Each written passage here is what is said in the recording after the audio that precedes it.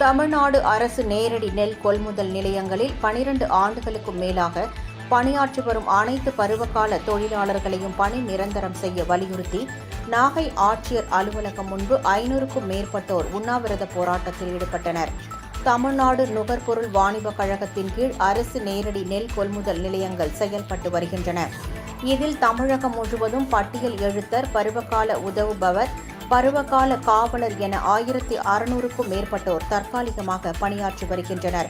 குறிப்பாக நாகை மாவட்டம் முழுவதும் உள்ள அரசு நேரடி நெல் கொள்முதல் நிலையங்களில் 300க்கும் மேற்பட்ட ஊழியர்கள் பணியாற்றி வருகின்றனர். இவர்கள் 2014 முதல் 2016 வரையிலான காலகட்டத்தில் முழு நேர பணியை மேற்கொண்ட போதிலும் அவர்கள் இன்று வரை பணி நிரந்தரம் செய்யப்படவில்லை என்று குற்றச்சாட்டு எழுந்துள்ளது.